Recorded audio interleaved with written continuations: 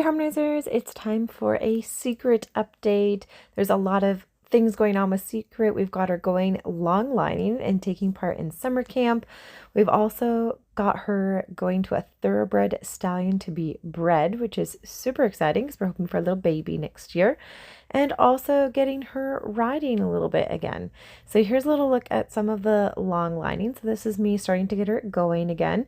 So she basically was going a little bit last year, and then she had her injury where she somehow got a piece of wood stuck in her hoof and ended up needing some time off with that to get the wood out of her hoof and then heal and recover from that. And so now we're starting to get her going a little bit again. She probably could have been started a little bit sooner, but we have all the Mustangs and so much other stuff going on as well. So she's definitely taking a little bit of a back burner seat. Hasn't been a super top priority, but we're starting to get things going a little bit again. So doing a little bit of the long lining is my favorite way to get the horses ready for riding again. And even when I was doing a little bit of riding with her last year, I was only riding her at the walk. I really like to get my horses super solid riding at the walk before we start to do anything more than that. I just want them really, really relaxed with each step along the way. So this is Claire now, who's one of our summer staff, who's doing a little bit of long lining / lunging with Little Miss Secret. So we're long lining because we've got the 2 ropes that go down behind her bum, but lunging because she's on a circle down at the end, which is one of the easier ways to work on those trot transitions or those canter transitions, because then you don't have to go running behind your horse, but also helps get the horse used to the rope flapping around their body and to understand that all of that just means communication and not to get upset by that, because that can be a little bit overwhelming for horses to feel ropes or things at their side. And we put the ropes through the stirrups so that way the stirrups flap at their sides, and that just really helps the horse get used to when they're going to be ridden under saddle that these stirrups flap, and that's a cue to go or to move. So this is me now doing a little bit more of long lining, lunging with her and wanting to work a little bit on those canter transitions. So you can see she can be a little bit excited as she goes into the canter. So what I want to do is work on slowing those transitions down by getting more relaxation with them. So I allow her to canter a little bit, bring her back to a trot transition, try to get her nice and quiet again. And then I want to try to repeat that transition until she can do the canter transition softly without having a moment like that. So she's kind of tossing her head and being a little bit excited, and I want to show her, like, thank you for doing your canter transition, but that's not really what I'm looking for. I'm looking for something a little bit more relaxed. And then that helps train her to find a little bit of a nicer transition and not have those little excited bursts of energy, which she just needs to learn what it is that we're looking for. And I always prioritize relaxation and calmness in my horses. So what I'm looking for is a nice calm transition where I feel like she goes into the canter and only canters. And I put my expectations really simple. So I just don't want to see any big bucks or, putting her head down trying to bronc or pull on me or anything like that. I just want her to go into a canter, and that's it. We'll hold it for a few strides, not looking for many laps or anything like that, just looking for her to go into a canter without any crow hopping or anything that's looking too terribly excited. So we'll keep repeating until we finally get our little bit of canter. So there she went into the canter. She held it for the half lap there. So now she's going to stop and get a cookie because she finally did the transition really nicely. And then here's a little look at going the other direction. So this is now headed to the left. And we're going to do essentially the same thing going this way, where we want to ask for that canter.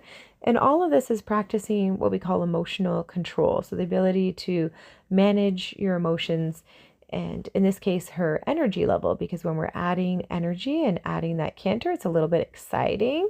And so she wants to kick up her heels and go for a bit of a run. And so it's my job to say, like, that's great that you're athletic and that you're enthusiastic, but we need to do this really calmly. So let's try again. And because we use positive reinforcement, every time we try again and she hasn't earned the cookie, she understands that she hasn't quite done the thing that she's supposed to do. And when she gets it, making sure that we offer that positive reinforcement, making sure she understands that's what she's supposed to do. And I don't dwell on things, so we did it once each way, and then that's it. Let's move on to something else. So this is a little look at her participating in summer camp, where the kids get to learn how to long line with Secret, which is great miles and exposure for Secret. She's got to be patient, but there is a staff member that's with the kids the whole time. So that's Claire behind one of our summer campers there. She helps make sure that everything stays safe, and the kids just work on walking and sometimes a little bit of trotting. We definitely don't get them to do canter work or anything that's a little bit dangerous. We want to make sure it always stays super calm and safe for camp for sure. All right, guys, it's time to meet the Mr. Thoroughbred hunk that Secret's going to be breeding to this year. So the guy that is holding this stallion is actually ridiculously tall. Like, I think he's over 7 feet tall. So he's actually making the stallion look a little bit short, but he is a 16-3 hand Thoroughbred stallion. I'm going to say his name wrong, but it's Guipago. And he's got some really nice height and bone to him. He's produced some pretty athletic foals. And what I'm looking for is to breed Secret for a jumper. I like that thoroughbreds, well, I love thoroughbreds for their work ethic. I love their athleticism. And I like that thoroughbreds have some of their own specific sponsored classes at some of the different shows. So you could go down, for example, to Florida, to WEC, and you could do the thoroughbred class, which I think is a 1.1 meter class.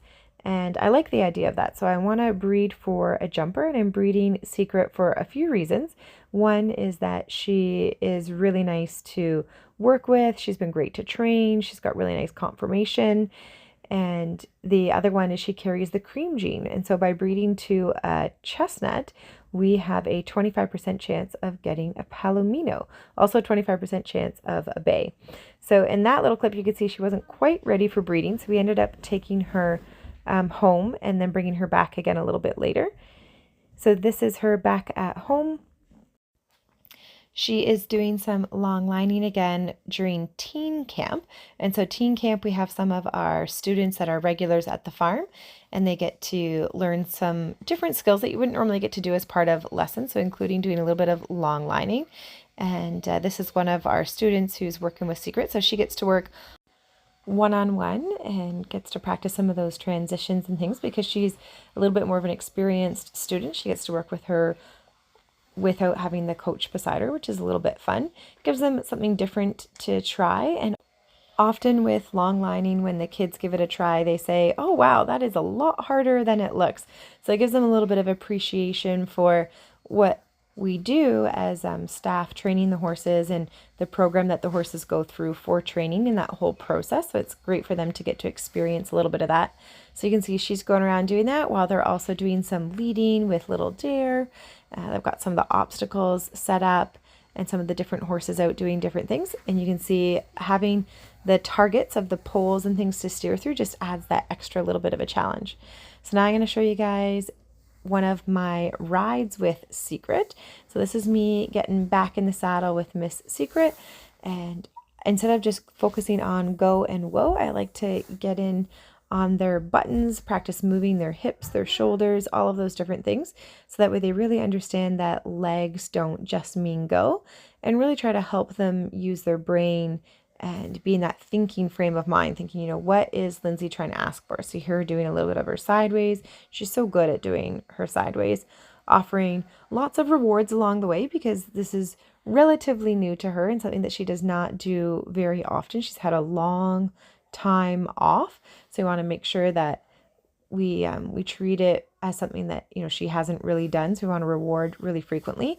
One of the things with giving rewards is we give them when the horses do something new, challenging, exceptionally well, or of high value to us. And so in her case, it's a mix of new or challenging because it's not something that she does all the time. So we want to make sure that we're offering those rewards to keep her motivated, to keep her listening. And you can see she's so cute. She kind of looks at my legs. She's thinking, I can feel you there, but what does that mean? And that's exactly what I want, is I want the horse thinking, what does this leg mean? I don't want them to be panicked by it, because some horses, when you start to add your leg, it can be overwhelming. It can send them into like a bronching spree or something like that. And my goal with my training is to try to avoid all of that completely. I just want the horse thinking, you know, what does this mean? What does that mean? This is fun. I earn cookies. and just to have it be a really happy experience for them. So there she did a really great job of moving her shoulders, and we got that sideways going well. And when she does something nice one way, then we usually go the other way, or we go on to something else. I don't drill her on doing something over and over again and doing more and more and more. It's just a little bit this way, a little bit that way. Oh, you did that good. And keep progressing and moving on. And that way she doesn't get fed up with me just doing things over and over again. We get to try lots of little things. And I like to just keep the sessions pretty short too, because remember, their back muscles have to take time to develop. And if we try to get on and go right for an hour-long ride or something, that's going to be really hard on them. They're going to be sore, and that's not going to have them want to be ridden. So we want to make sure we allow their backs to adjust to the new role of being ridden. And then that way they can build up the muscle strength and stay comfortable, because ultimately that's what we want, is we want a happy horse that's willing to work. And it means sometimes it's a little bit slower, but it's often a lot safer process than some of the other ways that I've seen horses get started under saddle. And ultimately, if I was a horse, this is kind of how I would want to be started under saddle. Getting cookies along the way, nice relaxed reins, no bit in my mouth, just like a pretty easygoing experience altogether. So you can see for the most part, she gets to have a nice slack rein. I just allow her to walk. I want to make sure I'm not interfering with her too much, just letting her figure out her stride and her step of where she's trying to go there. And you can see she gets a little bit sticky, like she's like, should I go at the gate? Are we going to be doing more of moving hips or something? And I'm like, no, we're just walking. If she gets too stuck, then sometimes I'll wiggle her back and forth. Like there, I'm not actually asking her to go sideways. So I'm just got my hands forward. I'm still focused on where I want her to go. I'm still looking in the direction of where I want to go. And I'm using these poles kind of as a target to know where to head her to go. And eventually she figures it out, and I just give her a nice loose rein and allow her to go and follow that path. And that's really important, that she gets to have those clear visuals and I stay really focused on where I want her to go, because if I don't have a clear focus, then there's no way she's going to know where to go. So I need to make sure that I've got these clear areas of where I'm headed. So I think it's really helpful to have stuff in my arena. So I can say, like, let's go past the mounting block, or let's go through the poles. And I just find that really, really helpful. Sometimes you might want to have a bare arena because you don't want to crash into anything, but I think it's helpful to have stuff to steer around as well. So it's a little bit of a balance. And then here what I'm doing is I'm trying to get her to bend side to side. So I'm pulling on the rein a little bit, and I want her to understand to bend. And I'm using my hand as a target to help her understand that when she feels that rein, the answer is to bend. And so here I can use some positive reinforcement to help her. So I pull the rein, and then I'm offering her a cookie on the other side. I want to make sure that she's super loosey-goosey with her neck. So when I pull that rein, that she just understands to give and follow that feel. So I'm using a little bit of negative reinforcement by pulling the rein, and then pairing it with that positive reinforcement, adding that cookie, and just getting her really nice and relaxed and giving on those reins. So you can see she's doing that a lot better now. And it's just another example of, okay, like, yeah, I could just pull the rein and she could get maybe a little bit upset, and eventually, she would learn to give. Or why not just use my hand to help clarify and give her a target and make it something really happy for her to learn?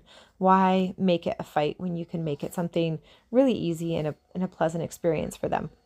So here, asking her to go forward again. She gets a little sticky with the go forward because she's like, I don't know, I've got so many buttons now. I can do sideways and everything else. That's little Arlo in the background there doing some groundwork. And but she's getting it figured out, so I don't need to kick her or get mad at her. I just need to allow her to go forward and find some relaxation in that movement and realize that's what she's supposed to do. And ultimately just keeping these rides pretty short. So I don't think I was on her back for more than about 15 minutes, which I think is a great way to start them back into the saddle or start them under saddle, keeping everything short.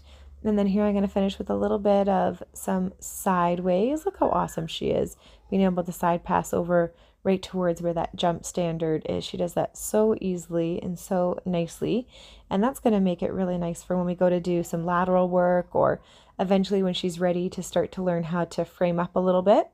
And that will just help her body too, using her body a little bit better, teaching her to lift her back a little bit more because she's having to cross her legs. and she's doing that so nicely. She's so smart. So hopefully you guys can see some of the qualities that I love about Secret and why I'm excited to hopefully have a baby. So the vet comes tomorrow, and cross your fingers for us. Remember to subscribe and check out HarmonyHorsemanship.com for even more learning.